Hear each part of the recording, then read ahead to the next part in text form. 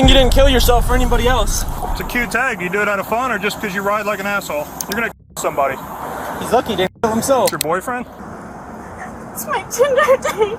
I guess she told me that she's like yelling at him to stop. She thought she was gonna.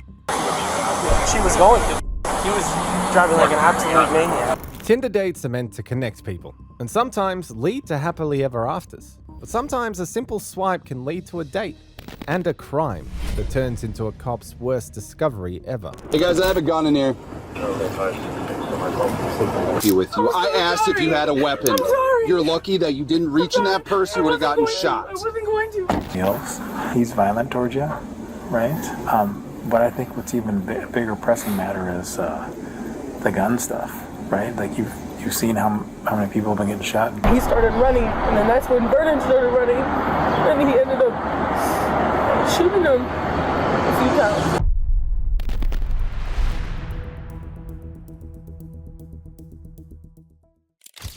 Here are several shocking moments when a simple Tinder date turns into a cop's worst nightmare.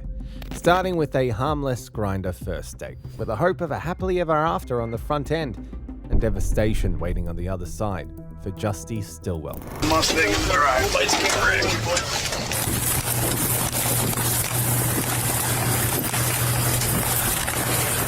State police.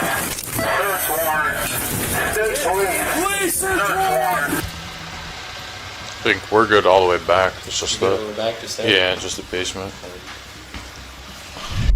On the evening of September the 14th, 2024, 41-year-old Bay City school custodian Justy Stillwell left his home chasing the possibility of a good night and maybe something more. He had arranged a first meetup with someone he had connected with on Grindr, a user who went by the name Board. And like many first dates, it carried a hint of optimism. But that hope soon proved to be misplaced. Justy walked out the door and vanished. As concern mounted, the search for him began, yet the case didn't break through police work alone. It cracked open when a bystander near the Edward Golson boat launch on the Saginaw River spotted something deeply unsettling floating in it. A raw and awful sight of human remains, especially the limbs, of which a test later confirmed the unthinkable. They belonged to Justy. With that grim discovery, investigators quickly turned their attention to his date, Robert Dale Tweedy Jr. And on September the 25th, 2024, just days after the night of misplaced hope, police executed a search warrant at Tweedley's home.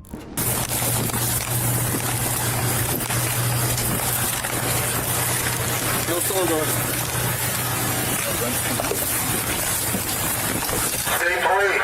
Search warrant. State police. Search warrant. State police. Police search warrant. State police. Search warrant. State police.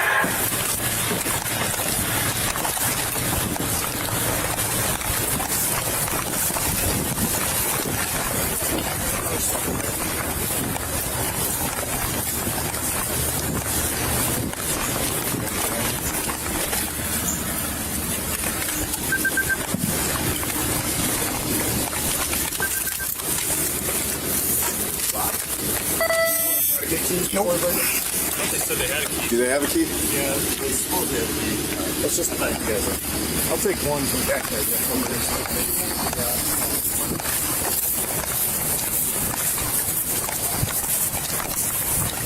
Good. We got the key.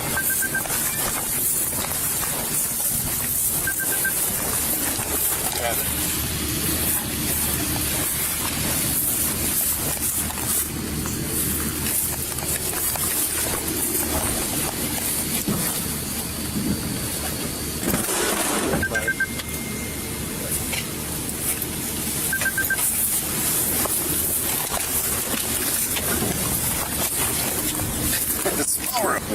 Here and everyone was stacked up there, one guy here. So this whole side is just one. Yes. I held hard on that long room. So we should have tucked in with us.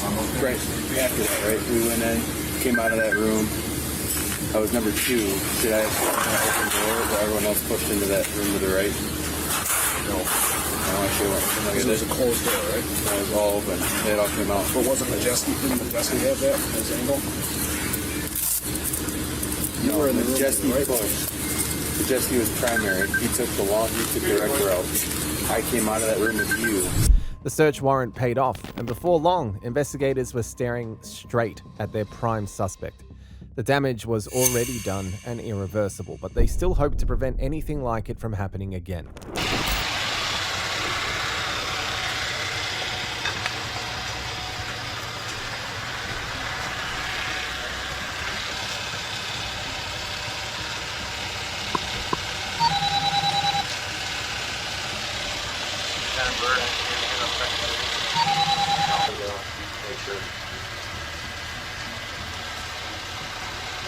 I think we're good all the way back. It's just All the way back to stay? yeah, just the basement.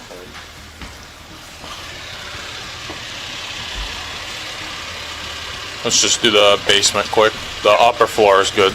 Tweedley told investigators that Stillwell had come over just to talk, but things took a turn when Stillwell tried to leave. That was when, according to Tweedley, the situation escalated and Stillwell was killed in his basement.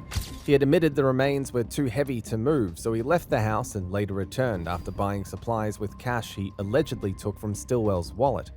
Investigators said he then attempted to dispose of the remains, scattering some in the river while hiding the rest at a separate location, all of which was eventually recovered.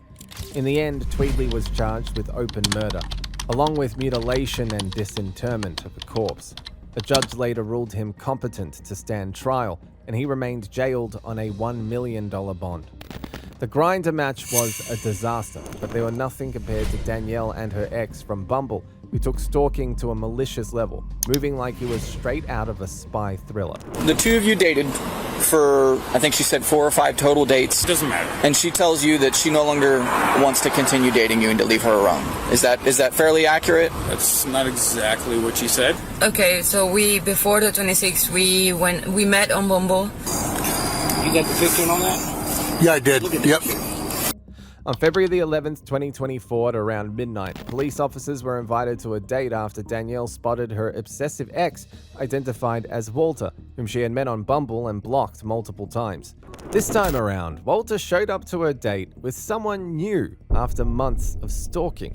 How do you know him, or how do you... I was dating him for like 2 months. We went on like 5-6 dates, and not dating like boyfriend and girlfriend. We went out on a few dates, and I told him since June 26th, I told him stop. I don't want to talk to you. I blocked him from everywhere. And the guy keeps like calling me, sending me messages, stalking me everywhere. What's your name? He just, at some point, he just like turn around and say, hey, like, how are you? And he like, oh, she goes on a bunch of dates. Oh, she this and that. And then he told him like he was gonna like give him his hand, like, oh, like good luck or something like that. I don't even remember what he told me. And then you said you filed police report with a few months ago, yeah, with not with Coco. I filed it with Melbourne. Melbourne, because he followed you out there. So he's been calling me and like nonstop, like it's been like nonstop, and sending me like the birthday present and sending me a bunch of things, and I'm like, I just don't. What did he do just now? Did I tell you like he drove this way, he drove that way, and then when we were like, I was literally like washing my feet to get like the sand out of the beach that we were, and then he just, you know what he did? He parked right next to us. He parked right next to us, and he started. Yeah, that's her red car. That's her car. Hey, I'm trying to think. Do you ever check the underneath of your car for any tracking devices? I asked the police. It's going to end up not being our jurisdiction. It's going to be a Melbourne stalking case that she's already filed with, but I guess the guy saw her at 4th Street filling station and came and her. She thinks there's a tracking device. So she consented to me looking at a couple common places real quick to see if there is a tracking device on here. So she had, since her relationship with him, she's changed vehicles. He shouldn't know that this is her car. But he's still finding her. Right. And like they sat down, they were eating. He shows up, he sees her. They get uncomfortable and they leave. They go out to the beach. She comes back an hour and a half later, and she's standing there rinsing her feet off in the parking lot. I guess there's a water hose at 4th Street for people to do that. Yeah. And he comes up right next to him and waves and like, just like creepy stuff. Could he be tracking your phone? He did send me some pictures a few months ago on a zip file, and I never opened it. Okay. He could be remotely tracking your phone. Attachments that he sent to me. The situation already sounded crazy. However, while the officers were still on the scene, the stalker was still actively watching her. A disturbing, strange but true detail that only made things even more bizarre. Walter, get out of the car, Walter. Yeah, okay. You're being investigated for stalking, so you are not free to leave at this moment. Do you understand that? Yeah, that's fine. So I have somebody who approaches me on a traffic stop, crying her eyes out, that you have followed her and harassed her at a restaurant, and now here you are, driving by us twice. And then you sent text messages too while we were out with you. One of which was, stay out of Cocoa Beach. Who are you? Who do you think you are? What gives you the right to tell someone that? Are you the president of Cocoa Beach? No, I'm not. What is your issue? I'm not. Let me put a shirt on. You have any ID in there? You got your Massachusetts ID with you? I do. Where are they?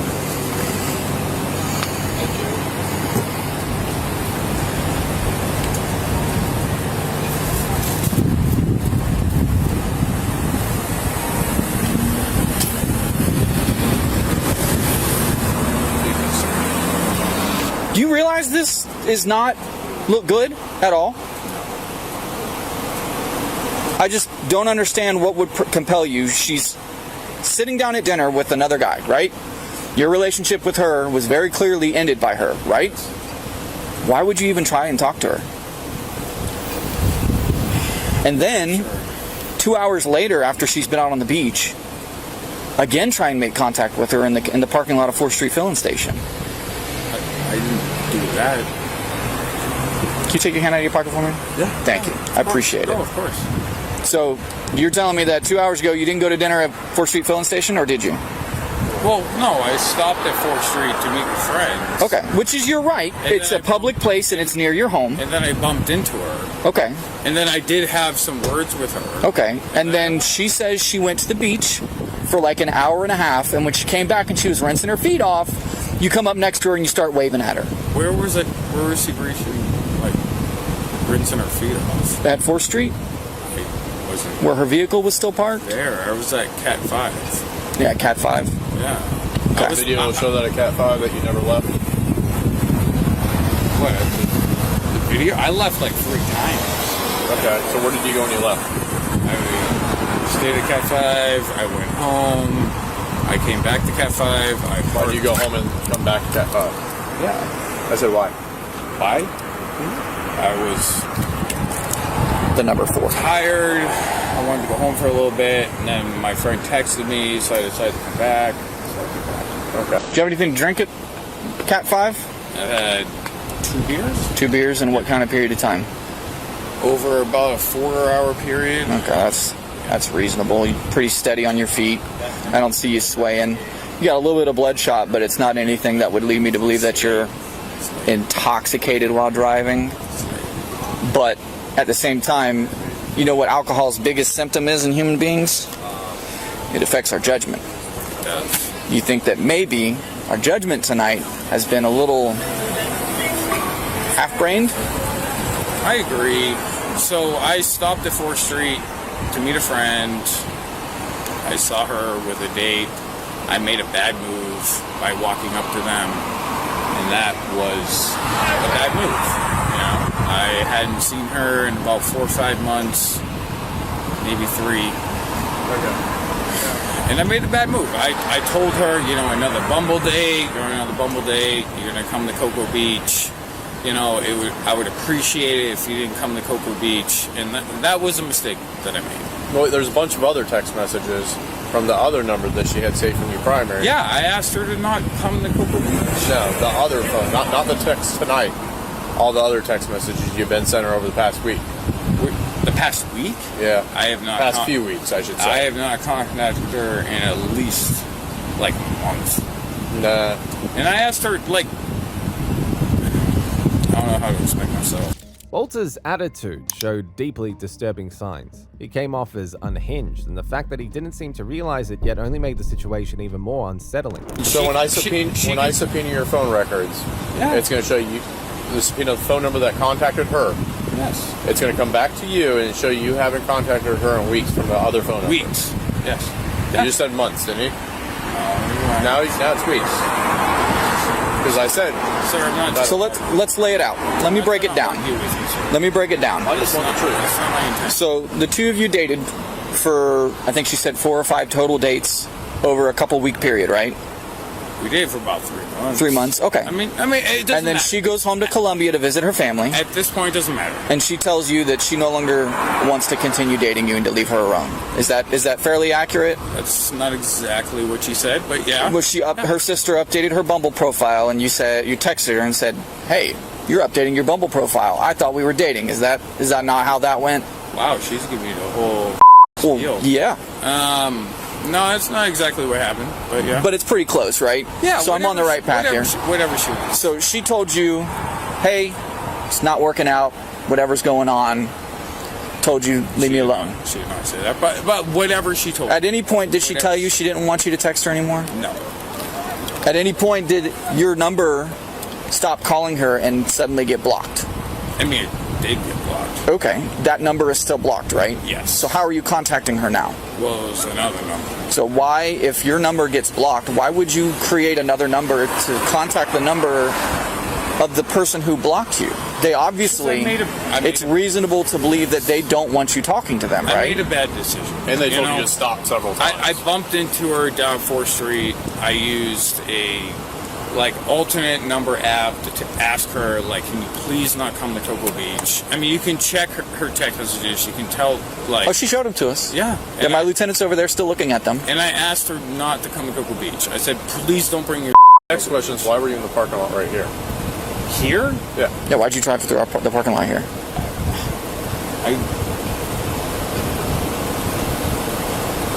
It seemed like, I don't know. Yeah. Another bad decision, right? Another bad decision. You realize how this looks. Totality of the circumstances. It looks like you're stalking her. You're driving on a license that you should have a Florida license by now. Your tag is, something's wrong with your tag, something about insurance. So Massachusetts has suspended your tag. Not legal to drive this vehicle. I just got my insurance reinstated today. Yes. Well, Massachusetts has said no. Says they don't want you to have a tag anymore. Right. Can I ask you a question? I will answer your question with complete honesty. What's your question? Am I getting arrested tonight? There's a good chance, man. There's a decent chance. Now, if you start being completely and totally honest with me and stop saying, a couple weeks, couple months, when you literally texted her tonight, know that anytime we ask a question, yes, we already know the answer. No, I'm completely compliant. I'd say 10-15. Interview room. And we'll see if we have stalking charges. Multiple times, same night. We caught him in the act, in our presence. Okay. Post Miranda interview in the interview room. Okay. 21 transport. That way you can get a sworn statement from her. It started outside our city, but he continuously did it in our city over an extended period of time. And she had already texted him, stop contacting me with us there. Mm-hmm. And then he showed back up again. Yeah. So, if you can get a post Miranda statement with everything he just said, have a solid case. Hands behind your back for me. You have anything illegal on you? Is there anything illegal with it? After detaining him, the officers began searching his vehicle. Between his sketchy answers and the way he kept prowling around just before midnight, it felt like something malicious was going on.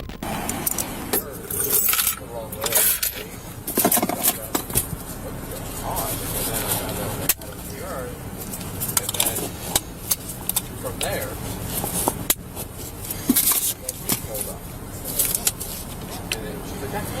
and then he took back off. So I hopped in my car with him, and then he hopped in his car, came that way, and I came this way.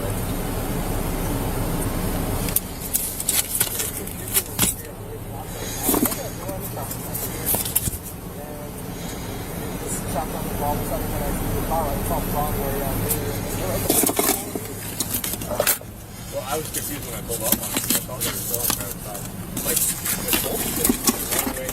They're both facing the correct way, and that car's facing the wrong way behind me. Is that it? It's a spy device. It's literally called SpyTech GPS. He's got a receipt in here for Speedo Vanquisher 2.0. You think he has a GPS on the car? I bet he does.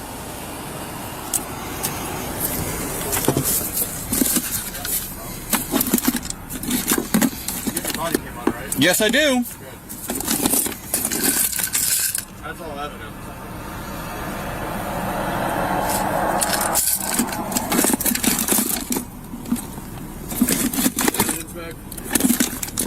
You grab one? I don't have any on my hands.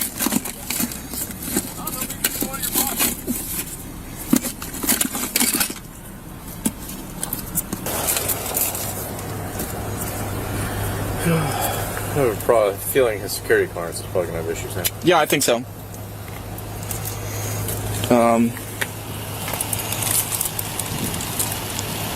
Yeah, we need to look at our car again. Is that the same symbol that was on that spy thing? Yeah. Yep. That's how you keep it on someone's vehicle. Wonder if he took it off at the beach. Very well could have. I'm confused by this date. Date 11/1/2024. He bought it today. I'm not sure. Well, if that's yesterday now. When I look up speed. So he was trying to put it on tonight. A disturbing truth had come to light. With that discovery, the officers turned back to the victim, needing to see if there was more to the situation than met the eye. What was the date of the most recent incident? Before today? Yeah. I don't know. So it would have been tonight, correct? The most recent incident today? Uh-huh. Yeah, like today. Okay. Tonight. And has there been anything else before today? Yes. Anything suspicious going on? Yeah, he has contacted me. About how long has it been going on? Since June 26th, I think. I asked him to stop contacting me. Okay. And then he just kept... I blocked him on July 2nd, but I asked him to stop contacting me on June 26th. Okay, so June 26th, and then July what? You blocked him? From my phone, I blocked him on July 2nd. July 2nd, okay. And this was all this year, right? This past year? Yes, 2024. Okay. Yeah. Okay, thank you. Let me see here. Do you know the suspect personally? Yes. Okay, so you would be able to point him out in court? Yes. If you were to, and are you willing to point him out in court? Oh, yes. Okay. And just go ahead and explain the circumstances leading up to tonight.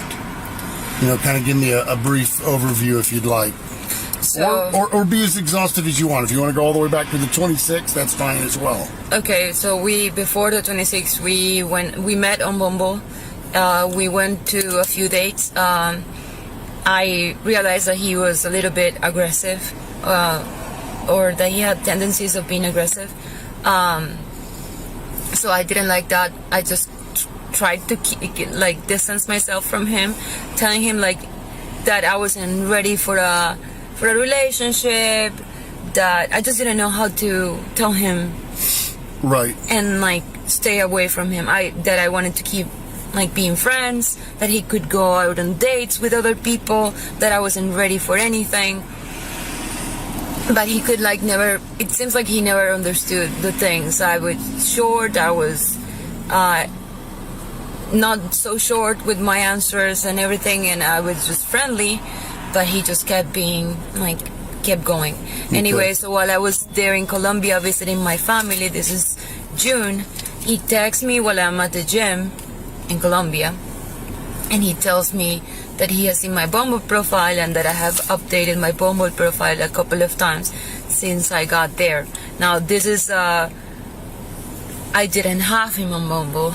I still to this day have no idea how he figured out that I had changed my Bumble profile over there, because I didn't have him on Bumble at that point. And my area, the area where I was picking people, was very narrow, because I didn't want to find anybody in Colombia. I had my profile said I'm looking for somebody in the States, because I wasn't looking for to date anybody in Colombia. Okay. My sister works in advertisement, so she was the one who updated my profile over there because she knows how to pick things and to make things more engaging. Anyway, so he did say that, which I thought it was very creepy, and I asked him to like just stop. Maybe I have not been clear enough, and maybe I have misled you in some way, but I'm just gonna be clear enough. I'm not interested, and let's just leave things as they are. And when did you say that? June 26th. June 26th. Okay, fantastic. Okay, continue. And then he just became a little bit aggressive on his text messages. The officer tried not to alarm her. Based on what she had shared, the situation was already more serious than she suspected. But for the moment, the officer focused on listening, trying to understand without judgment, reading between the lines, and looking for the safest way to handle what was unfolding. He started saying, didn't you think that I would like to know? No, that was after. He started asking me like why, and then I said I really don't know you. I don't know, like if I had seen you in like your family setting, if I had seen your family or your friends or something like that, I could have told how you like were with other people. I don't know you. Mm-hmm. I was fearing that he was aggressive, but I didn't know if it was just me, the one who was feeling that. So I felt like, and then I said like I saw a few things that I didn't like about you, and I don't feel like I wanna go out with you. Didn't you think that would be something that you should have told me? Like, why didn't you tell me what is it? And like, why can't you just explain? But he was just like escalating a little bit on his text messages and being more pushy. Okay. So I told him just stop. Like, I don't want to go back and forth. Please stop. Let's just stop. And he just kept going and going and going. Okay. To bring you up to speed, we found an additional tracking device on the passenger side of her car. Okay, thank you. In the same case. All right. And then I have victim Noto and... Oh, cool. In my car? Tracking? Yep, but we took it out. Plus, he's in jail, so you'll be fine tonight, okay? He had a tracking? There appears to be a tracking device on your car. We don't know. We can. What's the word I want to use? We have reasonable suspicion that was put there by him, and that's. But listen to me. Look at me. The reason you and I are talking right now is because we're taking this serious, and he has now stalked you in Cocoa Beach. Regardless of what Melbourne PD may have charges as well, we're going to have charges tonight, okay? Okay. So he's going to go to jail. He's going to be given a 0 bond tonight. I found it. Yeah, I got it already. No, I got it. Oh, I was going to help you out. I got to go down again. Can't help you out. You can use leverage. You got the picture and all that? Yeah, I did. Yep. I'll be there. Hold on, take a picture of it here in my hand with that phone I just handed you.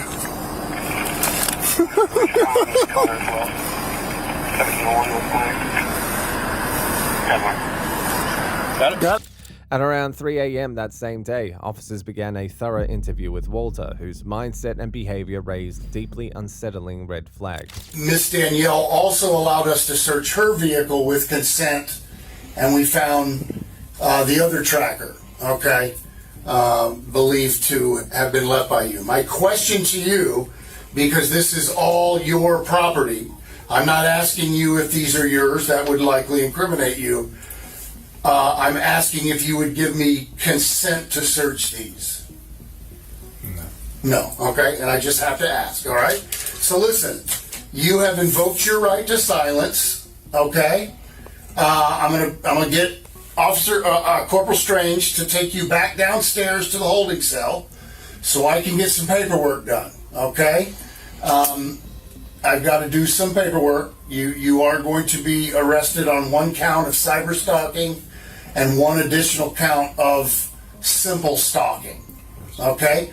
They are both misdemeanors in the state of Florida. Yes, sir. They will carry no bond tonight.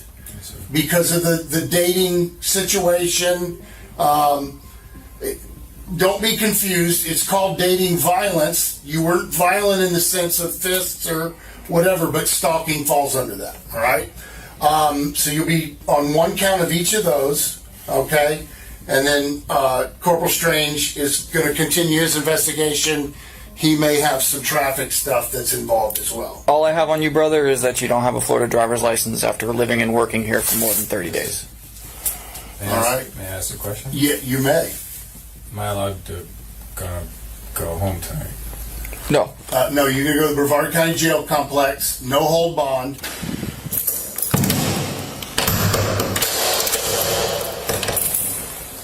In the end, he was charged with stalking, unlawful use of a tracking device, harassment, and multiple traffic violations stemming from the stop.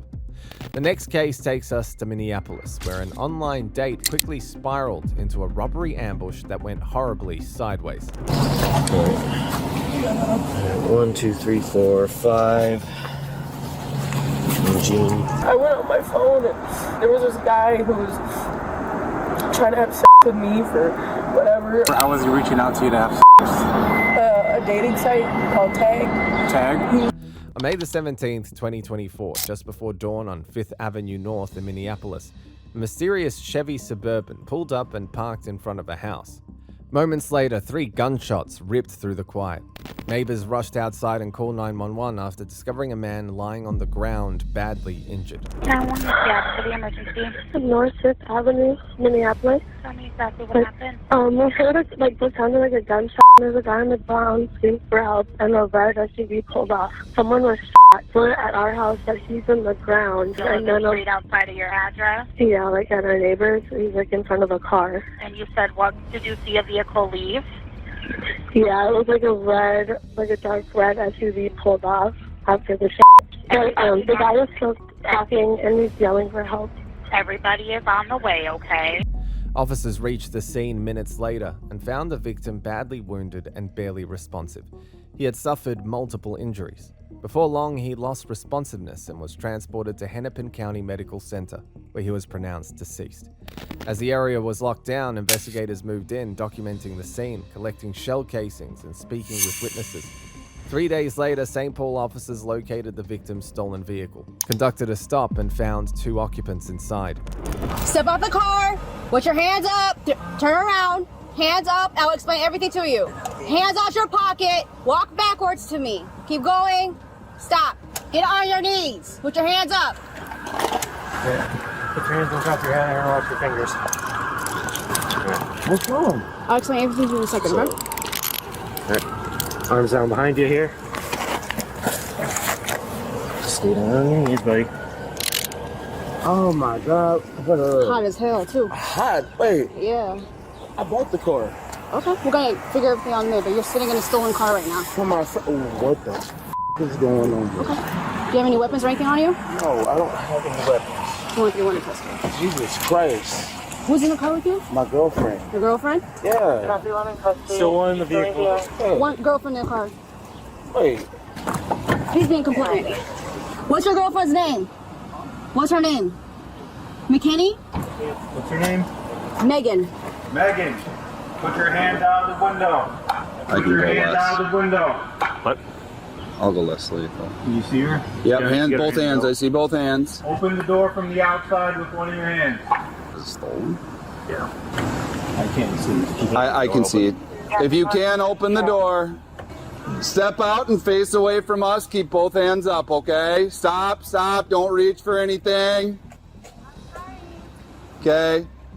Face away from us, please. Turn around. Walk backwards to the sound of my voice.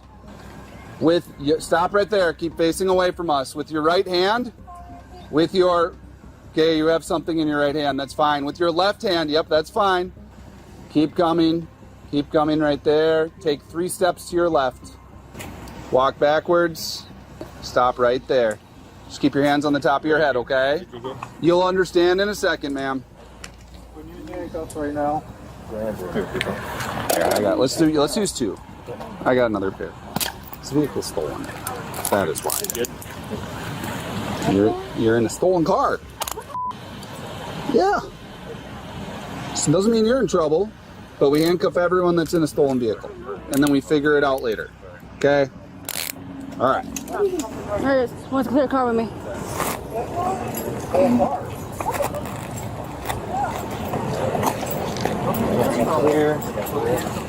I got a vehicle's clear. What are you doing? Do you have anything illegal on your person? Any weapons? No. Okay. I'm gonna unclip this, alright? I don't even know. Yeah, it's okay. We'll get it all figured out. Is there anything illegal in here, dogs? No. Okay. Who is he to you? It's my boyfriend. Boyfriend? Yes. Do you know where he got this car? One of his friends. He said that he could use it because we were staying there. Okay. Face the window for us. So right now we're just doing a full search of you. Hey, Fern. Hey guys, I have a gun in here. Very unhappy with you. I asked if you had a weapon. I'm sorry. You're lucky that you didn't reach in that purse. You would have gotten shot. I wasn't going to. It's her purse, her gun now. She can catch the charges for that. She's got a gun in her purse? Yeah. I asked if she had any weapons. Nope. Sure, gun right in there. Any casings near the vehicle? Sorry. And afterwards, I'll read you your Miranda rights, alright?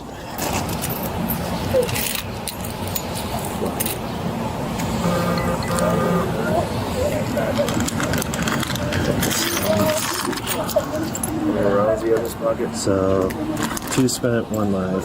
I'll pick these out because he's got to go on 3, yeah. And you also got live ammo in your pocket. Alright. 1, 2, 3, 4, 5. And jean. Left jean pocket. The JJ one?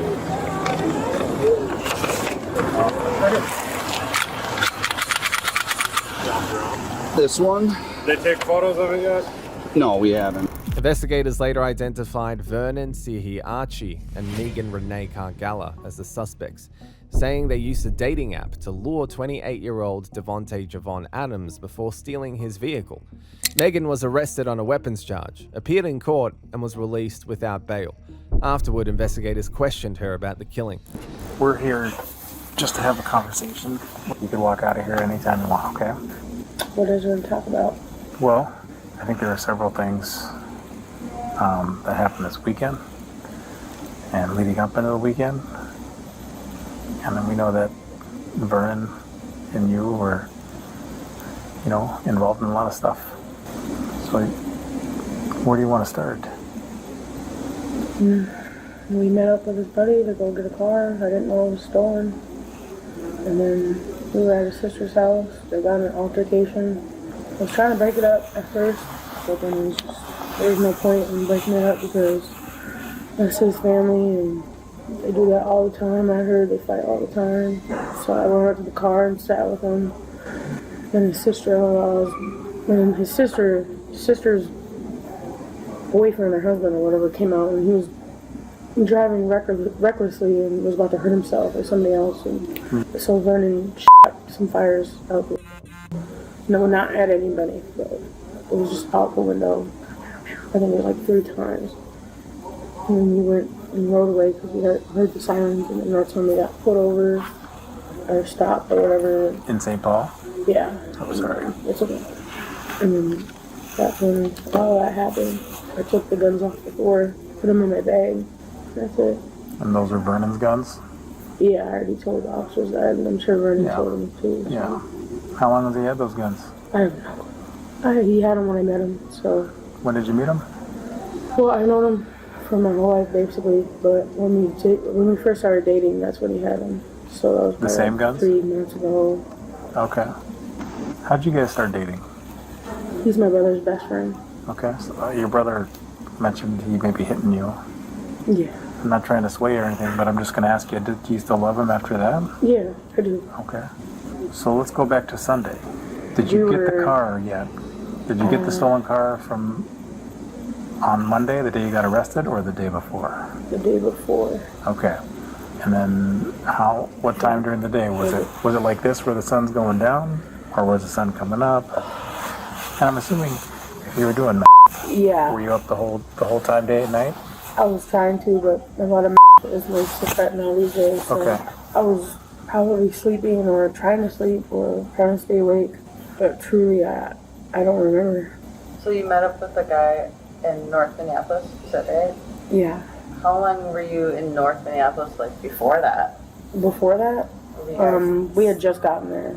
But there was people threatening us. That's why we had to go to his buddy's house, and his buddy's house was like, well, here, you can take my car. And I didn't know it was stolen. They could have had a conversation. They did walk off together, so. For several days leading up to that, where were you guys at? We were around here in the cities. We were riding the train at his sister's house. So you were around here, you mean that you were in the St. Paul. Yeah, in the St. Paul area. So, like, where in Minneapolis did you guys go in those preceding days, the days leading up to that Sunday? We were everywhere. We were going to, Give me a 4-day rundown. Oh my gosh, that's a lot. We basically just stay up all night and all day, Paul. And if we do come out here, it's for like food or to go meet with his buddy out there over wherever he lives at. I think you told the St. Paul cops you don't want to go down for Vernon, right? No. Meaning his guns, but that's too late. I already have that on my record now, so. Well, I mean, I just possess them at the moment. Investigators soon steered their questions into more intricate territory, and the answers gradually revealed how everything unraveled. You know why? I'm wondering, well, just looking at what you told the St. Paul officer, he told you to grab those guns as you guys were getting arrested? No, they were in the middle of the seat. I just grabbed them because I didn't want him to go down for anything more than he was already going to go down for. Because I knew that once they pulled the car over, that I knew immediately, like, that's not his car. That's not somebody's car that they know or he knew. So I just knew at that minute I had to do something. So I just picked him up and I put him in my stuff. Were they at all thinking, like, since you had the gun, that you were the one firing shots? Or no. I don't know why, but for some reason they knew Vernon did it. Because they didn't even ask me if I fired them at all. They just was asking about him. Yeah, and you were in the passenger seat? You weren't charged with, like, a stolen car or anything like that? No. Well, I think it's important that you do distance yourself from Vernon, right? I mean, even if you love him, like, he's going to either bring you down and not. So I've been doing this a long time, and I see it. I can see your future going a couple ways, outside of the drugs, right, and outside of being killed by somebody else. He's violent towards you, right? But I think what's even bigger pressing matter is the gun stuff, right? Like, you've seen how many people have been getting shot and killed lately these days, and the county attorneys, the prosecutors, they don't want anything to do with it, right? They're starting to put people away for those, okay? And we know that there's other events outside of what you spoke about involving Vernon, and involving Vernon's guns, and involving you. And I think you need to talk about them. And we're going to have to talk about what Vernon did too. I don't want to talk anymore. I think that's a natural response, that you don't want to talk about it because it's very difficult to talk about. We just don't want to see you, like you said, going down for someone else, something someone else did. You were arrested with a firearm that, linked to what happened. So that kind of puts you in a difficult situation, Now, there's a Ring camera on every single house these days. You probably looked up and saw them, right? And people could distinguish you with bright colors, especially bright colors on your shorts. That's not going to go well, right? It's already not going to go well for Vernon, but this is your opportunity to talk to us, okay? So this is kind of like your last chance to talk to us. Eventually, investigators managed to reach a soft spot, and once they did, the floodgates opened. Secrets she had planned to take to the grave were suddenly laid bare. You want to know what happened that morning? It wasn't that day that it happened. I know. How about Friday? Friday morning, the 17th, 3 days before you got arrested, and we'll talk about another vehicle, right? Can I at least call a cigarette? Can we, take this outside or something? Yeah, sure.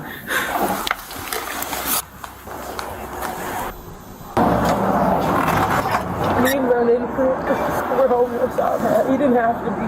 I told him not to be. I told him to just go home and I'll figure it out myself. But he said, no, we're gonna figure this out. And his buddy, he told us like how to get stolen cars and how to do all that stuff. We were desperate. We didn't have nothing. I'm telling you, like not even a penny, not even anything, nothing to drink or nothing to eat. So I went on my phone and there was this guy who was trying to have sex with me for whatever. Vernon was like, this is the one. He probably has a car. He's gonna pull up and then we can just do whatever. So we had the guy pull up. I sent him an address, just a random address. What was the address? Somewhere on 5th Street, 5th Avenue or something. You know, cross street? I think it was along the Folsom Memorial or something. We had him come there, and I didn't think it was gonna go the way it did. I just wanted something. Like, I have nothing. My kid, she's in a whole other state. Yeah. My family doesn't care about me. So I needed something to just hold on to. So we had the guy come there and I bring him around the corner and then we told him to give him the keys and he started running and then that's when Vernon started running and he ended up shooting him a few times. And then I went over there and I told him to not move with the small gun. I told him don't move. I just pointed it at him. I didn't do nothing to him. Is that the 380? Were you the small gun? Is that the 380? Yeah. I just held it at him. I told him don't move. What did he say? He didn't say anything. He said I won't move. Okay. And I didn't want to hurt him. I did it, and Vernon didn't want to either. He told me afterwards he felt bad. He didn't even want to do it. I saw him like choking on his blood. And at that point, I knew we f***ed up bad because I even told Vernon there was cameras in the area and that we shouldn't have did it in general. Because I was telling him before it even happened, like we should just stop. We should just give up and go. We should just leave. But he didn't want to give up. Like, he just didn't want to stop. And I'm like, I guess. Let's just do it. I just gave up. That's what happened. We took his car and we left. Okay. What did this guy look like?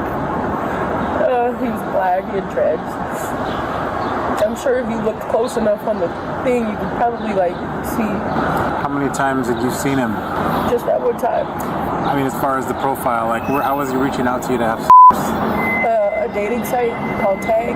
Tag? He would stop texting me. He would stop texting me. He would stop texting me. Did he say he stole his car? Who was driving then, or who had the keys, or how did you guys get the keys, I guess? Vernon did. I just helped him keep the guy on the ground so he didn't hurt anybody, like myself. By physically restraining him or by holding your gun on him? I just pointed at him. I told him don't move. And he didn't move. And then when we grabbed him and everything, we just left. So Vernon took his keys there? Through his pockets? No, it was on the ground. We both knew we made a mistake. What happened after it happened. I didn't want anybody to get hurt. I just needed something. I don't have nothing out here. Where did you guys go after?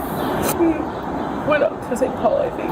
Did you guys, you were Vernon after, kind of like follow up, look online to see what happened, or see I did, yeah. I was looking on the police scanner. I was looking on the news, and I was looking at all of it. We were both like terrified of what happened. What did you guys find out from looking online? We didn't find anything. Okay. That's why I was scared, because if he didn't go to the hospital or anything, then he probably was like looking for us. The officers kept judgment out of it, and that approach paid off. Once she started talking, the relief was obvious, but her honesty didn't bring the investigation to a close, at least not yet. I know it did because I heard it saying you're being recorded, and I knew it was a bad idea. I told him it wasn't a good idea. I near begged him to just stop so we could just leave. I didn't even care if we didn't have anything at that point. I knew something bad was going to happen. And in all honesty, you were there, okay? You can't avoid this, right? I know. So we're doing you a solid. What's the charge going to be? The county has to determine that, okay? When we sat down here, I said you could, tell the truth or you could omit it, right? This is going to go a long way for down the road when everybody looks at this case. So they're seeing that you're remorseful about what happened. And that's a huge step, okay? How do you feel now that you've talked about it? Do you feel better? I'm just worried about Vernon, that's all. Okay. He was there for me when nobody else was. How old are you? 23. Okay. I'm about double your age, okay? And I gotta tell you that there are a lot of loves in life, and you're gonna meet them, but everything's gonna pass by in life, okay? Some of the good things that you got, they're gonna be gone. Some of the bad things in life that are right now, that's gonna be gone, okay? Life's gonna move forward, all right? And at one point you're gonna have to come to that understanding, okay? And you're gonna have to learn how to cope with it, all right? And this, unfortunately, it's gonna suck you down with it for a little bit, okay? Take care of yourself, stay off the drugs. All right, well, how about you go plug in your phone, okay? And then let's hope for a call back from your brother. And if that doesn't happen, let's, I want you to start thinking about where you can stay tonight, all right? And then we can touch base for another time if we need to. Thank you. All right. All right. Good luck to you, okay? Thank you. Ultimately, Megan received nearly 5 years in prison for first-degree aggravated robbery after agreeing to testify against Vernon Archie, which resulted in her murder charge being dropped. Vernon was convicted of 2 counts of second-degree murder and sentenced to 30 years behind bars. Next up is Norma Carrick, who walked through her own front door after a date, only to become the tragic catalyst for a gruesome 911 call just hours later. Her husband or whatever, but she's bringing guys into the house. Yeah. Ma'am. Copy, female, not conscious, not breathing. Because if someone's going to come over here for a Tinder date or a hookup, I don't think they walk here unless... Barbecue so good make you want to slap your mom. I'm a motherfucker. On September the 13th, 2023, at around 2 a.m., police dispatch sent 2 officers to run a wellness check at the home of Norma Carrick. Her son, Neil Howard, had just dialed 911, saying he stopped by after she returned from a date and found her completely unresponsive. The officers went to the house and met with the son. What's up? I hear the dog whining from the basement. Mom tells me she screws up the kitchen. That she's got a date on the way. Okay. And she works like 3 jobs. And this is the way I was raised. So I spruce up the kitchen, take all the laundry off the kitchen table, throw it in the laundry room. I want to see nothing. I guess it's that date on the computer or on the Tinders or whatever. I don't know. I'm afraid to go in that room. I hear the dog whining in that room. So you live here, sir? I live in the basement, man. I had open heart surgery a year and a half ago. Okay, so what is your... So I'm about to move out this weekend. Okay, everything went silent. I hear the guy go out the back door. Okay, is your mom okay? I'm scared to open the door. Okay, where's your... I hear the dog whining behind the door. Everything just went shut up, and she goes... She turns the country music on real loud so I can't hear. Oh, she did that? My mom does it every day. Blast it. Some old sorrow country music. Okay. She misses her husband or whatever, but she's bringing guys into the house. Yeah. So unfortunately, she can't do that. Yeah, she had a 5-year thing to where she wasn't allowed to do it. When that 5 years is up, she started doing it. Well, she's allowed to have, what I'm trying to convey to you is she's allowed to have people in the house because it's her house. Right. We can certainly check on her though and make sure she's okay if you live there. Please. Certainly. The officers approached the house, hoping it was just a harmless, drunken misunderstanding, not the disaster it sounded like. But once they stepped inside, the grim reality was more than they expected. I heard the back door, the sliding door open, and she goes, "You ain't gotta go, you ain't gotta leave." So you heard her? I heard her. So she's okay? That's the last I heard of her. Okay. Well, I tell you what, how about this? How about you go see if you can get her to come out here before we go inside? Troy 194.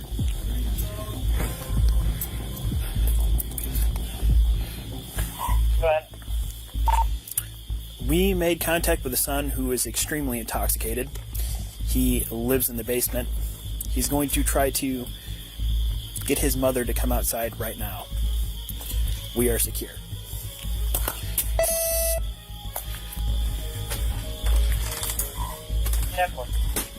What's up, dude? You go. Why do I have to go? I'm telling you, she ain't gonna get up. Okay, but you can hear her? She's not a word. I pushed her a couple times. She's bleeding out the mouth. She's what? Bleeding out the mouth. Man. Police department. Police department. Do what? Ma'am. Ma'am. Police department. Police department. You said she's got blood coming out of her mouth? I said, shit, you not. Hey, pop him, detain him.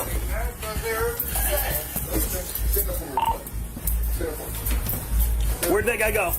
He went out the back door. For right now, let's you're being detained. 146, can you roll out here? Listen, you're just being detained.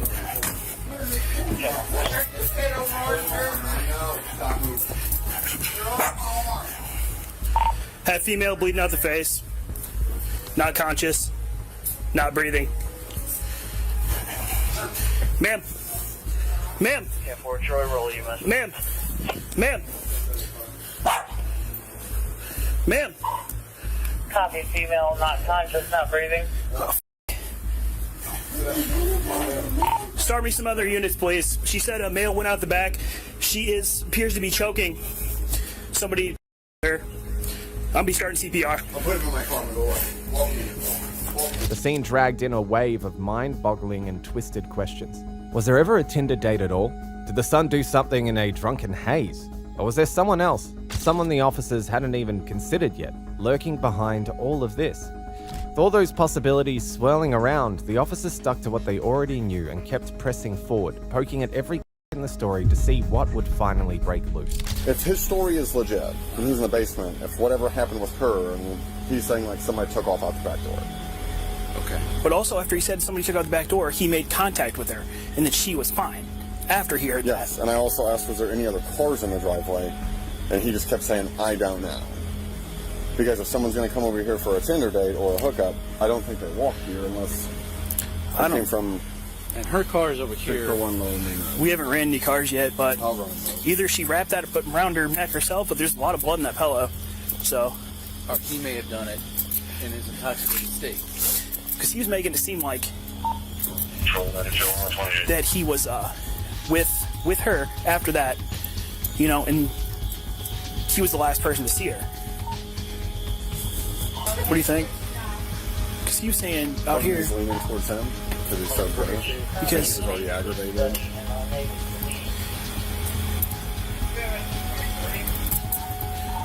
Because he's in such a rage, part of me thinking it's him. But once again, some of the stuff I work on, it could also be somebody came over for a little piece of ass. He was saying when we were here, he's like, "Oh, she's still good." She said, "Keep saying I don't want to talk to me or something." He might have looked in there and thought she was fine. If it wasn't. Well, he was in shock that he did that, and now he's making up this. Oh. Who do you have, Neil Howard? Yes. What'd she say?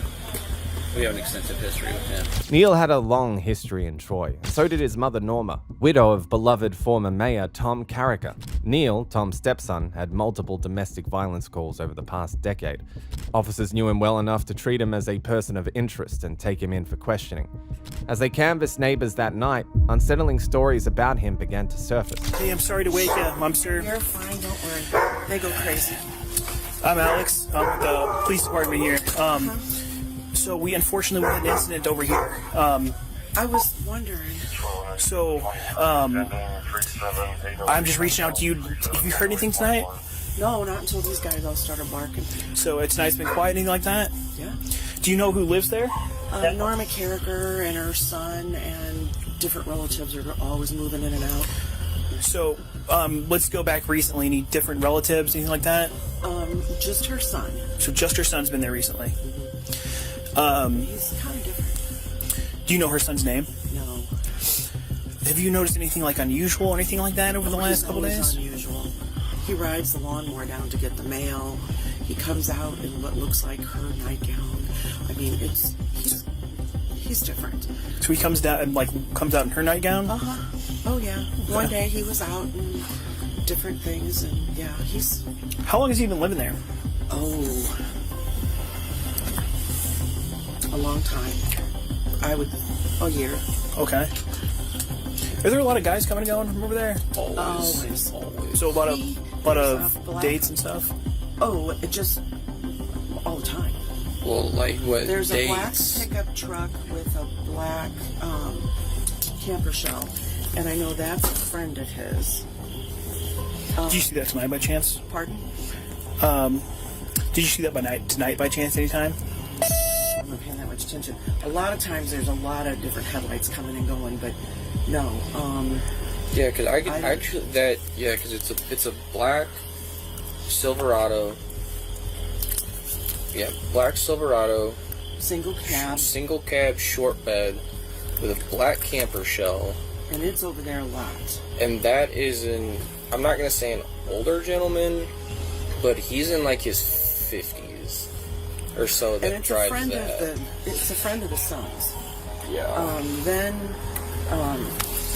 she has a very good friend. His name is Terry. I don't know Terry's last name. I think I got Terry's number.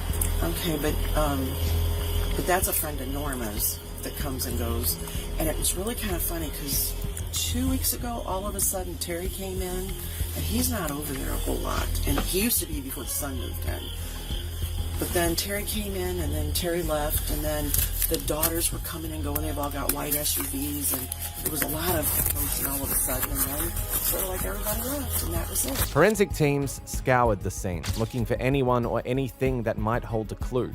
Meanwhile, 2 officers cornered Neil, hoping to get him to talk. He was the only person there, and so far, his account gave them nothing to work with, and his record didn't paint him as a saint either. I'll get you some, okay?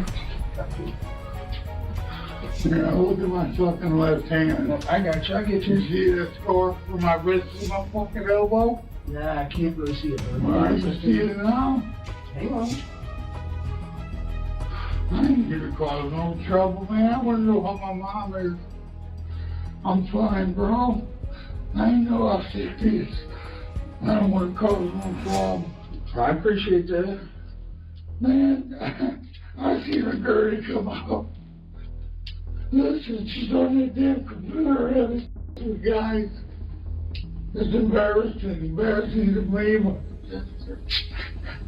I'm sorry. You're okay, but let me see your hands. Make sure you're okay. So, you're all right. See, I had a... Oh, I see. Okay. You see, you should not be doing me like that. I got you. I see you. Okay. My pictures are okay. Yeah, I'm gonna take a quick couple of pictures of you real quick, okay? I'm gonna get a picture of your hands too, okay? But grab a seat so you don't, that way you can chill out. Neil had a few visible injuries, a small puncture on one finger, a faint bleeding spot on his lip, and a on his forehead. They could be nothing, or they could be evidence of guilt. Hey, Neil. You waking up to talk to me? Yeah. You alright? A little bamboozled. Understood. How much have you had to drink? Have you? No, my mom drinks it. Okay. I don't drink it to the bottom. I know better. She lets me get a couple drinks here and there. I'm unemployed and I don't have no income, nothing like that. Okay. I work for my sister a little bit. She and her husband, I'm supposed to give her away on Saturday. Supposed to propose to my girlfriend. So 35 years on Saturday. Okay. This is crazy. Yes, it is. So are you sober enough? Are you on anything? You're enough to understand me? Understand what's going on and stuff? My thing is in the teeth pulled. Okay. They're not healed up yet. I used to talk like this. Okay. What teeth did you have pulled? All the front. On the front? Oh, top? I had my dentures on Friday. Okay. I'm supposed to go to the dentist on Friday, give my sister away at the wedding on Saturday, and propose my old lady at the same time. Okay. And I don't know what to tell them. I just want you guys look at the phone. You can go to Tracer 7. Okay. Well, so hold on a second. I'm gonna grab a notepad and stuff. As long as so you're not intoxicated, you're not under the influence of anything. Okay. Let me grab a notepad and stuff, and we'll talk. Okay. And then the one thing we'll have to do too, because obviously we don't know what all's going on yet. This isn't your first time around. You understand processes and stuff. Yeah, so I'm gonna have to. I also know the law. So if I get my call, then you guys are holding me.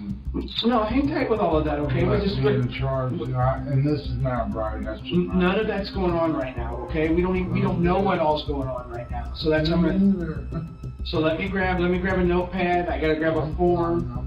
Because then obviously, because we don't know what's going on, just for your own protection and the process of paperwork and stuff. Listen to me, go in that spray right. Hold on, but before I can listen to you for everything, I gotta have you sign your rights that you're telling me all this stuff so I know what to do and what to go look at, okay? You know that stuff, you know I have to do that, and then you can tell me all of it. My father, man. You know, I've been through the same thing as my father. Been through what? Look, if I know what I'm doing, then look. This is ridiculous. Second time this happened. Second time what happened? What you guys are doing right now. Let me read you your rights, sign it, and you can tell me all this, okay? I have to do that. I'm like you're talking a lawyer, I'm gonna say. Yeah, absolutely.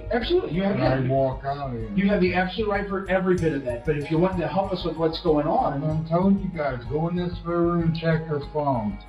We will do that. We're working toward all of that. But obviously, I have to, before I can talk to you and you tell me all that stuff, I have to do my process. You know that. And right? You're thinking letting me walk out of here, and this is wrong in every which way. No, we don't know what's going on yet, bud. I'm trying to tell you. I have my rights tell me I can walk out right now. I have to be able to read you your rights first. Okay? But I know. So let's take care of all of that stuff, okay? I understand. My rights over. Nobody's asking you to sign your rights over. I'm asking you to acknowledge your rights. That's it. Okay? You just said, let me get the paperwork and let me let you sign. Yeah, that's just acknowledging your rights. Everybody got fired, alright? You can look it up, man. And it was acknowledged that I was I'd signed my rights for my mother, what happened there. I'm telling you guys, you can take me on record of what I've said. I don't have to sign anything. Cornered by the officers, he wasn't making things any easier, but his rights were still his rights.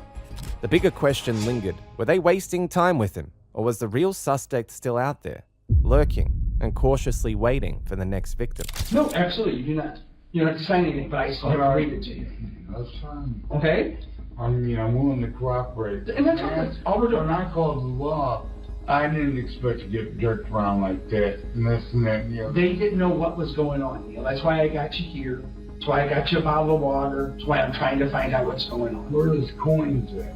Oh, he retired a long time ago. Yeah. He always treated me fair. Sure. I'm not going to do anything different than that.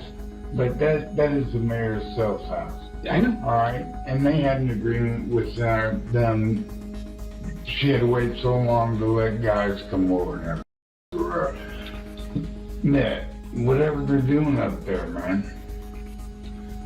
We warned her that it was trouble. Several things had been said, but one fact stood out. Neil was still heavily intoxicated. The officers let him rest for about an hour before returning, this time as a tag team duo ready to press him for answers. All right, please tell us.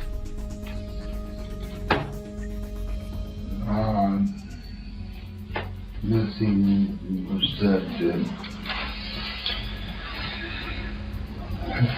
she called me, usually expect her about 8:30. She got a new job in St. Jacob, the Rooster, she calls. Who did? Okay, she got a job at the Rooster? That's about 8:30?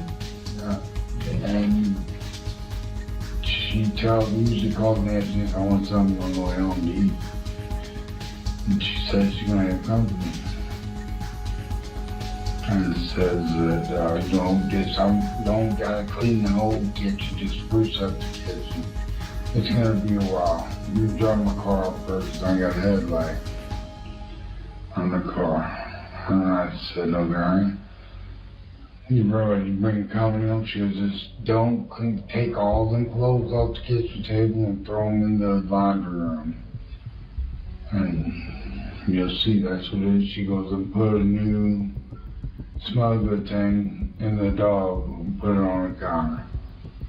There's a wiener dog. She got a wiener dog. The wiener dog's incense thing.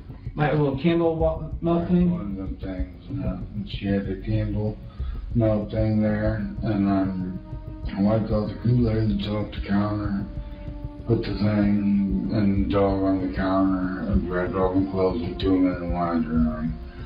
And I went downstairs because the dog don't bark. I went downstairs, and I could hear the car out front. I guess she jumped in his car and left hers. I didn't get to see anything. I wanted to go up there just to, like, make my presence known, but I was scared of Mama. That's the only place I got to go. Right. I'm moving out on Friday. And then I didn't hear nobody at all. I could just hear the car pull up in the car door. So I didn't go back up. That was it. So then when I'm laying there in bed, I keep earplugs next to bed.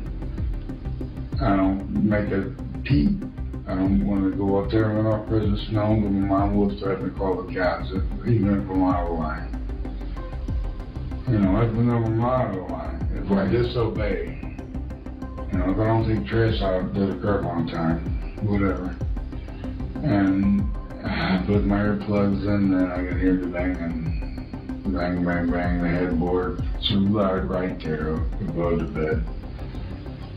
And my mom making all kinds of ruckus. To make sense of the chaos, the officers decided to take a structured approach, asking Neil for a clear step-by-step timeline of events. This approach was one that was proven to work with many suspects in the past. What time was that? Do you remember when you went to spruce up the kitchen? No, as soon as she called me, about 8:30. Okay. And what time did you hear the car? About 9:30. About 9:30? About 8:40 when she called me. This is later than usual. And then she says... So was she at the rooster? Did she already start the job, or...? Yeah, she was all getting off. Oh, okay, so she was getting off work from the rooster. Yeah. Okay. And she used to call me before that because she got a headlight on her car. And that's, you know, when she goes the back road to come from the rooster to the house. And she said, I'm going to park my car at the house and I'm going to jump in the car with him. So I only pulled over. And I knew she had the headlight on. Okay. Which car's hers? Made sense. The Ford. The red car? Yeah. That's parked right here at the back of the house? Police verified Neil's timeline using security footage from Norma's job at the Lucky Rooster pub and nearby cameras in St. Jacob, Illinois, which showed her Ford Escape being followed by a Mustang, later tied to James Carter, a man she met on a dating app. The footage matched Neil's account of the night, from their bar visit to returning to her home. Inside, the house showed a mix of mess and tidiness. The basement revealed Neil's living conditions, and alcohol and earplugs were scattered about. In the bedroom, scarlet body fluid on the mattress, pillow, and a bungee cord, plus a small puncture wound on Neil's hand and a lost fingernail. It all raised serious questions. Neil remained in limbo between witness and suspect, as officers applied pressure and reassurance, listening as he retold his story, trying to decide if he could be cleared or if the evidence would point straight at him. We will not leave any stone unturned, I can assure you of that. I feel like I'm in so much trouble and I didn't do nothing. Nobody said you're in any trouble. Nobody said you're in any trouble. Nobody did. Why am I here? Like, why did I get roughed around the way I did? Why did I? Well, Why am I in the cell? Neil, here's something you gotta understand. When we get a call like that, I called. I know. The dog was whining in there. Something was, and then I heard somebody leave. I gotcha. And again, I don't know any of that. And I know that you wanted to tell me all of that, and I don't know any of that because I just got here to work. So I'm here fresh, and they told me that you were hungry, and I said, well, let's get his medication, let's get him taken care of. So this is just one of those things where I wanted to make sure that you got squared away. And when you started talking to me, you know more than I do. And so, while you were taken in handcuffs, what I can tell you is that we just have one shot. We just have one shot, and we just want to make sure that we cover our bases, and that's all it is. That's all it is. Do you want me to leave? I like to keep not talking to my sister. Okay, let me go ask the lieutenant if I can make that happen, okay? Yeah. All right, hang in there, okay? The detectives collected DNA from Norma, the weapon, and the bedroom, including scrapings from under her nails and a broken nail, searching for the attacker's skin. They also interviewed Neil's half-sister, Jenny, for additional insight. What about, Neil? Honestly, I haven't really had a relationship with Neil in years. Okay. Because of his bullshit, his drinking and drugging, and me and my husband cared for his kids. We basically raised his kids. His kids lived with us until they were adults. So there was a lot of animosity and stuff from him. Because he'd want to roll in and try to act like a parent. Right. Okay. But, yeah, I don't know. And I back in November, whenever I talked to my mom in the hospital, I told her that she needs to get him out of there because... Listen, do you know if him and Norma were getting along, if they fought, if they argued? I know there was an incident in Texas with him and his father, or he was implicated in his father, correct? Do you know anything more about that? I mean, we have two different dads. Right. So, I remember that. I remember going through that. I know it was in 2005. Do you know where in Texas? Mesquite, Texas. Records from Mesquite, Texas showed that in 2005, Neil was involved in an incident in which his father, George Howard, was struck by a shot from a firearm. Police found Neil outside the home saying he had acted in self-defense after a struggle. A grand jury declined to press charges, likely accepting his explanation. Norma's co-worker later mentioned the incident when talking about Norma's difficult relationship with her son, Neil. What about the relationship with her son? Her son? Rocky, as all could be. Okay. I mean, she's always coming in complaining. He's a drunk. I guess he smokes crack in the basement. She can't stand it. He shot her first husband, which was his dad, and she said he got out playing a mental card. And then she told me that he just got on disability and he faked it because he knew he had to act crazy to get it. So she said he was at the kitchen table flipping out saying, I my dad. And she said that they got in an argument the other day because Do you tell her you're okay? Oh no, she's fine. Because Andrea was trying to send her money. Cash App was down or something, so they sent it to his son. And he fought with her and argued, it's my money, and she said, no, it's my money and you're gonna give it to me. Well, finally they got into it and she said, you best get downstairs and you better get downstairs now. And she said... That was just the other day? She said that, he normally stays down in the basement, and she tells me he's the type where if she don't hear from him for a couple days, she'll bring her phone down with her, being prepared to call, because I guess he's an alcoholic. He drinks like gallons of vodka and beer a day. So she's always expecting to find him dead down there. But yeah. Do you know what Norma did with the money? With the money? On the other day that her daughter sent? No, I don't. I don't know what she used it for. I don't know what she did with it. Do you know if Norma drank? No. and she hides it from Terry. Okay. And that's a daily thing. I think she's gonna try to hide it from everybody. Yes, So- her daughter and everything, yeah. Andrea, What about, do you know Norma ever used? no, No. no. No, she doesn't. She is very keen on that, and she will voice it very loudly. Neil's case looked bad. He'd been at the house, matching bungee cords were found, similar to the cord that was used on Norma, and stained gloves were discovered in the basement, while security cameras were down. Suspicion briefly fell on Norma's date, but traffic footage and DNA cleared him, leaving Neil in the spotlight. To make matters worse, Neil had filmed a video that same day, one that tied much of the story together.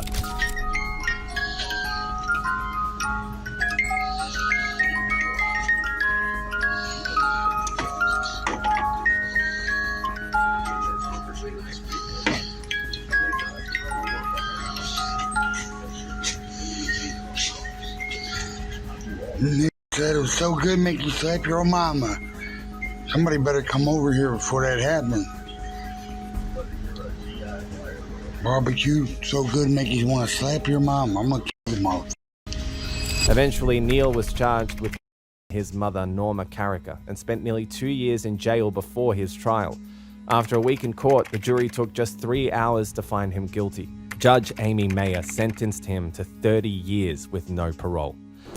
Norma's case was awful, just like the next case that takes us to Clearwater, the Beta Beach city, where a single right swipe on Tinder nearly sent a woman to the afterlife just 2 days later on the first date. It's a cute tag. You do it out of fun or just because you ride like an you're going to kill somebody?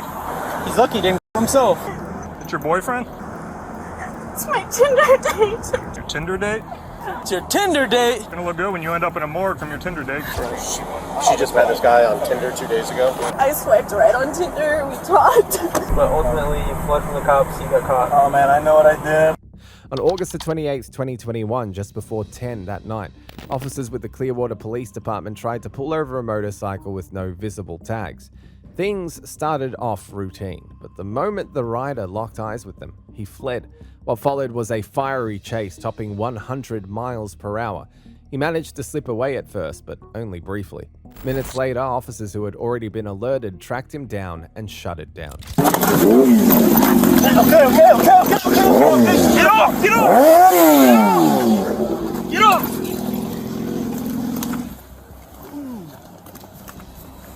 Hands behind your back. Yes, sir. Turn around. We got hands behind your back. Good thing you didn't kill yourself for anybody else. It's a cute tag. You do it out of fun or just because you ride like an you're going to kill somebody. He's lucky he didn't kill himself. Anything else on you I'm missing? Do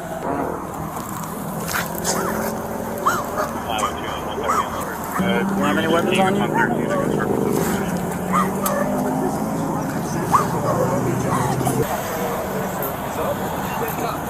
Go ahead, go ahead. Thank you, guys. Anything else I'm missing on you? Nope. Nope? No, man. Alright, go ahead, take a seat. You're under arrest for fleeing, eluding, and reckless driving, alright? Yes, sir. Good catch, Sarge. That's what I'm talking about. Good. That was a Tried good to run. catch. He was revving. He was looking to go. Yeah, he was. Turn it off. Yeah. Hey, yanked him off of it. That was a good catch, Sarge. Holy, he could have himself. He could have his passenger. Attention quickly shifted to the passenger on the back of the motorcycle. She looked visibly shaken, more nervous than the situation alone could explain. And as officers investigated further, it became clear that the night was spiraling in a direction no one had expected. It's your boyfriend?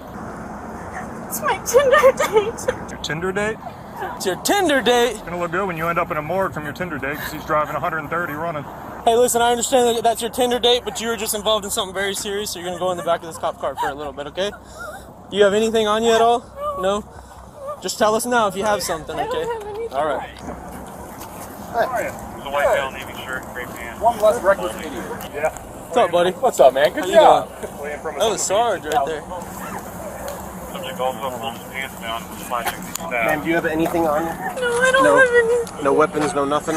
No, it's just my phone and my credit card. No, my credit card, my debit card, and my license. where's your That's all phone? I have. It's in his bag. It's in his bag? Okay. I'm just going to lift your shirt up just to make sure that you don't have anything on you, Go okay? ahead. You can... Just turn this way. Okay. Nothing in your bra or anything? No, you can lift it up as you want No, to. ma'am. Here's the deal. Calm down, okay? Who is this guy to you? I really just met him like 2 days ago. Or a day ago. Alright, were you telling him to stop or anything? Yeah, I said stop. Okay. Alright. Here's the deal. She was just on the back, right? Yeah. We're gonna take you out of cuffs right now, but we're gonna sit you back here, okay? So just chill out, alright? You got it. Yeah. Just take her out of cuffs. But we're just gonna detain you right now in the back of the car, just so that we can figure out what's going on. I know you're probably really scared right now, okay? But just do me a favor, just try to take a couple deep breaths and calm down. Are you injured at all? You're not injured at all. Okay, so do you need the fire department to come at all? Okay. Alright.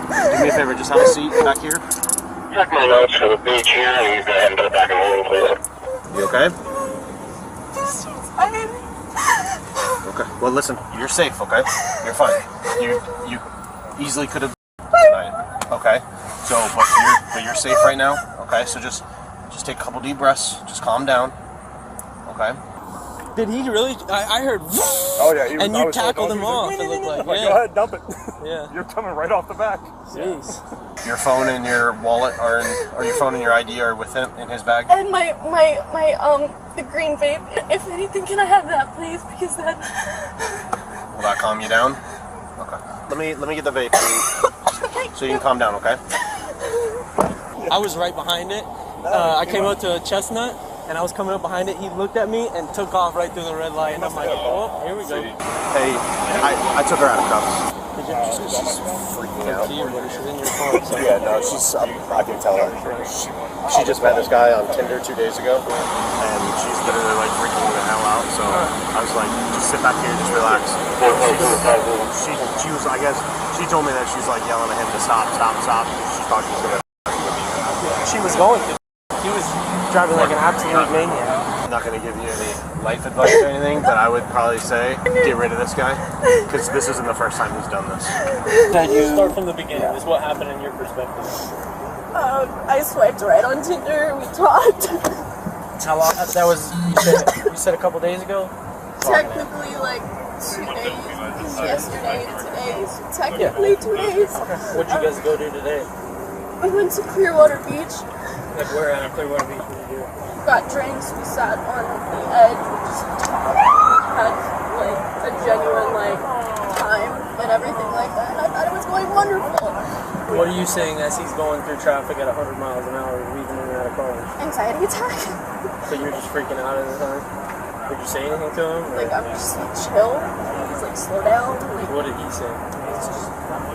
Considering she had met him less than 50 hours earlier, the officers began asking questions that forced her to rethink that decision from the ground up. He didn't say nothing to you the whole time? He didn't say, we're gonna get away, he didn't say nothing? Do you know him to be somebody that commits a lot of crimes or anything like that? You just heard him? Yeah. And he didn't say anything to you at all that he was wanted or he was anything? Is he wanted? I don't know, is he? No, I don't think so. I hope not. Did you notice that his tag on his motorcycle was bent like that? Yes. Just to let you in on a secret for us, if you see a tag like that, it means they run from the cops. Okay? So that was the original reason why we stopped him. And then he ran the red light, and then he took off. Because he does this all the time, I'm sure. So that's just a little information for you. If you see a tag like that, he's not a good guy. Turn around and walk away. Right. Once they wrapped up with her, the officers turned their attention to the mastermind, and his attitude did not disappoint. Alright, Taylor, so, you know what happened? What happened? I was driving like a and got pulled over. So, because you saw us there back on North Myrtle? What did you do at North Myrtle? What's that? Accelerated. Well, first, like, you know, you were pulling up to that light. Why did you run in the beginning is what I want to know. Like, what made you think I should run? I don't know, dude. Adrenaline. Do you usually do this over in Tampa, or? I mean, it doesn't get held against you. I'm just asking. I'm curious. No, not really, man. Hanging out with a girl. I don't know. Trying to show off or something? Yeah. So you I know don't, what I did was stupid. Have you ever been arrested for fleeing before? Or have you seen the videos of Clearwater cops catching motorcycles fleeing all the time? No. Do you remember running the red light at Chestnut? I'm not gonna say because I don't know what street is what. I don't know the area. The initial one where you saw this blue car behind you and took off. Yeah. I saw you look back at us, and I think that's when it clicked that. Appreciate your cooperation, but ultimately you fled from the cops. You got caught. Oh man, I know what I did. I'm not trying to justify. All I asked was if I asked the other officer, he never gave me an answer. If I'm going to jail, if I could just use my phone to call my dad, so he doesn't go to sleep. When you get to the jail, you can get phone numbers out of your phone and they'll let you make a call. So I was just trying to do it so he'd still be awake, so I didn't have to sleep all night. And just to get some more information on her, how do you know her? Met her through a dating app. Okay, and how long have you guys known each other? That was our first time hanging out. What was she saying to you the whole time when this was going on? I couldn't hear her. Okay, did you feel like she was freaking out, or was she just calm? Or? A little bit. All right, again, appreciate your cooperation. And hang tight, boys, all right? Yeah, it's in the front seat. The woman was released, while the man faced a felony charge for attempting to evade police at dangerously high speeds. Next up is a nightmarish second date that forced the police to step in and protect Alicia from a psycho who turned on her. We're not doing this right now. We're not doing this right now. I want her off my... We ain't doing, no, Okay. hold on. Right now we're investigating something. You okay? What's going on, man? I met him on a dating app. I've seen him before. Okay. We went on a date before. Okay. And he's like, do you want to hang out again? And I came over here, and he opened the door, and he's like, no, I don't want to see you. You're not hot. On November the 11th, 2025, officers responded to a residence after a call reporting a battery. When they arrived, they found a woman sobbing uncontrollably. What had started as an evening that might have ended happily had spiraled into a nightmare she couldn't wait to forget. You okay? You okay? What's going on, man? I met him on a dating app. Okay. Are you hurt? I mean, he hit me and stuff, but I'm not like. You want EMS to check you out? I don't think I need like that. You sure? I mean, I don't think I need that. He just read my. I don't know what happened. You don't know what happened? Were you guys in an argument? I knocked on the door, and he opened the door, and he's like, I've seen him before. Okay. We went on a date before. Okay. And then he's like, do you want to hang out again? And I came over here, and he opened the door, and he's like, no, I don't want to see you. You're not hot. You're not hot. I'm not attracted to you. And he's like, get out of my foot. And he just went psycho. He brought a dumbbell out. First he pushed. I was like, is he in the house or? No, he got in his car and left. Oh, okay. I just can't believe this happened. It was so quick. No, absolutely. You guys weren't even arguing or nothing? No, I don't even really know him. Okay. I know he's a med student. That's all I know. I don't get it. Can I see your license, man? Since you already have it. So he did all this? Yes. He dashed all this in. Wow. Negative. She wants to see EMS. I don't understand. No, absolutely. It sounds crazy. Listen, I'm gonna get some information from you real quick, okay? Oh my God, this is a rental car. It's a rental car? Yeah. Oh no, that's not good. How many times have you seen this guy before? Just once? You went on a date with him and you came to see him again and everything got out of hand? He told you to come and see him? Yeah, maybe he thought it was somebody else. Do you know his name? Tanner. Tanner? Yeah, I'm not trying to. I don't know his last name, but he is the Airbnb. This is an Airbnb? Yeah. Is it his Airbnb? Yeah, he's staying here. He's staying here? Yeah, but it's not his Airbnb. So just kind of, your name's Alyssa, right? Alyssa, just kind of walk me through. I mean, you pulled in the driveway. What happened from there? I knocked on the door. He opened the door, and he's like, no. He's like, go home. And I'm like, why did you tell me to come over? Why did you say we were going to hang out? He's like, no, go home. He goes, you're ugly. He's like, you need to just go home. Go home. I'm not attracted to you. And I'm like, what the did you tell me to come here? Like, why? I'm so confused. And then he's like, get out. And he opened the door and he pushed me, and I got in the car, and then my foot was like this, and I was gonna call you guys because he pushed me. Of course. And he started slamming the door in my foot, and I'm like, my foot, stop!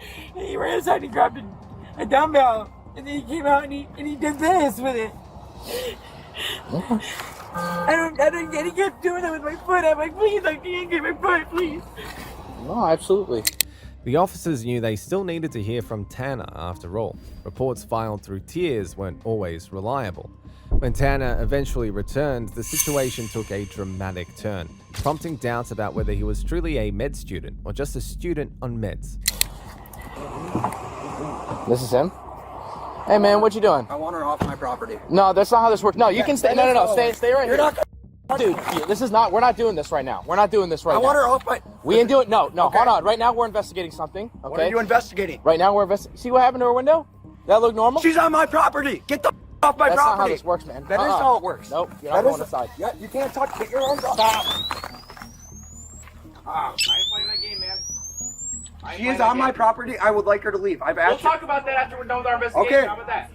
Do your investigation. I asked. She showed up. I said, get off my property. I asked her to leave You know what we're multiple gonna do times. right now, with the way you being, you're gonna go ahead and turn around, put your hands behind your back. No, I'm not. This is Yes, you are. Arrest Yes, me. you are. You're For doing it what? right now. For what? You're doing it right now. For what? We're detaining you. That's what we're For doing. what? You can't detain me. You have no right to detain me. I'm going inside my property. You're not going. You have no right to detain me. Put your hands behind your back or you're going to get detain tased. me. You have no right. You are going to get tased if you do not put your hands behind your back. You have no right to detain me. You're going to be put. That's right. That's it. Turn around, walk towards me. Walk towards the sound of my voice. Walk towards me. We are under investigation right now. Coffin.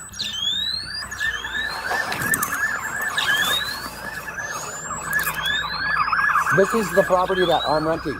That's great. So We'll talk about that in a minute. You don't have the right to detain me. This is illegal. You can't do that. We have the right to detain you For for an what? investigation. For what? No, We are you under can't. an investigation. You can't detain someone for that. You can't do that. Come over here. You can't do that. Come over here. You can't do that. Sit down. We absolutely can, man. No, you absolutely Go ahead cannot. and sit down. Sit down, man. Sit down. All right. First of all, let's try this again. I'm Deputy Kaufman. What's your name, man? I'm Tanner. Tanner. Nice to meet I you, want to bud. make this as quick as possible. All right. Well, we'd love to do that. All right. All right, so So ask first what you things have first. to get. First things first. What happened with her window? Well, hey. I don't know. Why don't you ask her? Sworn statement. Yeah. Do you got a Miranda card? No, you don't understand them? Yes, I understand the rights. Okay. With these rights in mind, you wish to speak with me now? Yeah, what do you want? So I can get Well, uncuffed that's and your go back inside the place that I am staying. So I hope you know that she says that she comes down here to come talk to you, and she And says I you said come that out. she was Hold not on. welcome. Hey, listen. I'm asking you questions, right? And I said she was not welcome and to get off my property. And she And so did you not came leave. out with a dumbbell and you smashed her window? I don't believe that happened. You don't believe that happened? No, that did not happen. That did not happen. So what happened to her window then? I don't know. You have So no unless you idea have a how. video of me smashing your window, which you do not, Mhm. then you suck my dude and get off my property. Why are you so aggressive with us? Because you can't detain me. We absolutely can. You absolutely cannot. We're investigating a crime. You walked up There on the was scene. no you crime. started The shooting. only crime is that she's on my property and she won't get off. It's not your property. Is this or is? How do you know it's not my property? It's an Airbnb Yeah, exactly. that you're renting. Yeah, exactly. So get the. What happened to her window? Of course you know that. What happened to her window? I don't know. It just exploded by Yeah, itself? it just exploded. She got aggressive. She got upset because I told her to leave. Broke it. That's not what she said. Well, I don't give a. Well, guess what? You're going to jail. Why am I going to jail? You can't just bring someone to jail. If you don't have evidence that they did something wrong. She gave us a sworn statement. And I gave you my sworn And statement. she's battered. She's battered? The is, dude. She's on my property and I told her to get off. So she deserves to get off. We're going to jail. No, I'm not going to jail. You are. You can't just take someone to jail. Yes, we can. No, you Well, can't. you're about to find out. Dude, she is on the property that I am renting. I told her to leave. She did not leave. You're going to She jail. blocked. No, I'm not going to jail. Yes, you are. I promise you that. For what? For what? You have to have a reason Let's to see, say. felony criminal mischief. I didn't do Battery. anything. What evidence do you have? What evidence you have? Unless you have the evidence, get these cuffs off me and I'm dude. You're not going anywhere. Put them in the back of the car. We're done. Apparently the law doesn't apply to me. No one knows fury like a woman scorned, and his claims that maybe the injuries were self-inflicted quickly fell apart under his bullyish attitude. But the night still had more twists to share.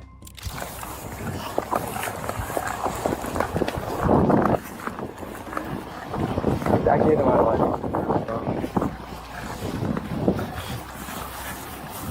All right, man. You got anything on you I need to know about? Anything that's gonna be? Or I will you do. If you call me man one more time. Okay, we're gonna stop. Do it one more time, don't, or I'll smack you. You got anything I on swear you to that I God. need to know No, about? I do Nothing not. that's gonna Get me in the pick back of the car. No, I want you to stop talking to me, and I want you to get me into the back That's of the not car. how this works, man. Yes. I'm Don't gonna talk search to you. me. I'm gonna search you before I put you in the back of my car, so I Okay. want to know if there's anything I need to know about. No, Because there's nothing you need to know about. Besides my you'd like to touch. Listen, man, I'm trying to be really calm with you, okay? I'm just asking because if you bring anything else to the jail, it's considered an extra charge. So I'm trying to help you out here. Just do what you need to do. Search me. All right. You got him? Yeah, he's got nothing.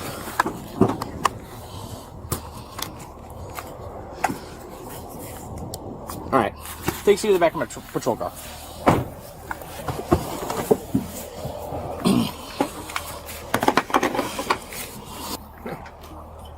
This guy's an issue. I don't know who he thinks he is. Did you see what he did with the dumbbell at all? He brought him down. Inside. Did you check his hands, see if he's got cuts on him? He was being uncooperative. Yeah. And then he was starting to smack us. There's no way somebody could Oh, so bad, right? Oh. With their hands, someone could do that. Is that it? Yeah. So, alright, so, This is the message he sent her.